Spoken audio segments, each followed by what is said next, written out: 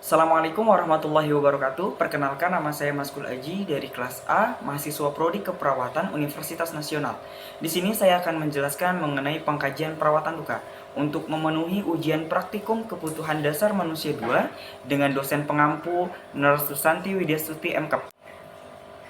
Pertama, saya akan menjelaskan pengkajian. Pengkajian merupakan pemikiran dasar dari proses keperawatan yang bertujuan untuk mengumpulkan informasi dan data tentang klien agar dapat mengidentifikasi, mengenali masalah-masalah kebutuhan kesehatan dan keperawatan klien baik fisik, mental, sosial, dan lingkungan.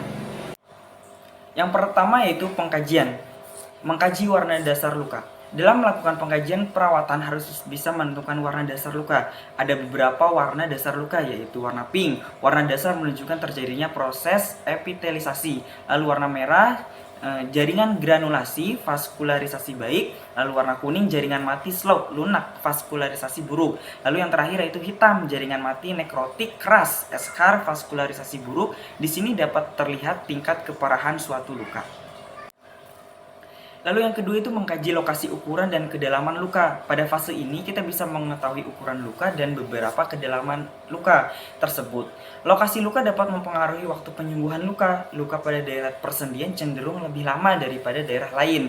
Area yang merupakan daerah yang rentan lain adalah bokong dan pinggul dikarenakan rentan terkena atau gaya lipatan.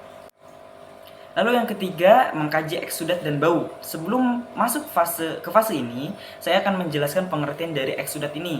Eksudat adalah cairan yang keluar di dinding pembuluh darah yang biasanya terjadi karena suatu cedera atau kondisi peradangan yang sementara. Pada fase ini kita juga bisa mencium aroma luka tersebut.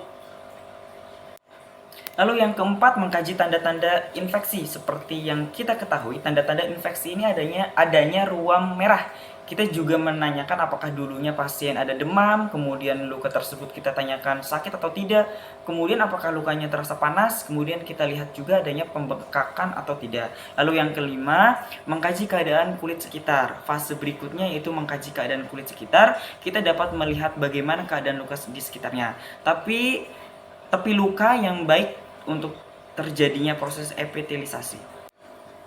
Lalu yang keenam, mengkaji hasil pemeriksaan hasil laboratorium yang mendukung. Pada fase berikutnya yaitu mengkaji hasil pemeriksaan hasil laboratorium yang mendukung. Kita menanyakan kepada klien apakah sudah melakukan pemeriksaan di laboratorium. Jika sudah, kita melihat buktinya. Lalu yang ketujuh, mengkaji status nutrisi pasien. Pada fase ini kita menanyakan bagaimana pola makannya, dan kita menanyakan apakah klien ada alergi di makanan atau tidak. Lalu yang kedelapan yaitu mengkaji status vaskular. Pada fase ini kita mengkaji apakah sebelumnya ada tindakan pembedahan pada pembuluh darah. Lalu yang kesembilan ada mengkaji imunitas. Pada fase ini berhubungan pada sistem kekebalan tubuh, dan yang terakhir yaitu mengkaji penyakit yang mendasari. Pada fase ini kita menanyakan apakah pasien ada penyakit DM. Sekian dari saya, kurang lebihnya mohon maaf. Bila taufiq wal hidayah. Wassalamualaikum warahmatullahi wabarakatuh.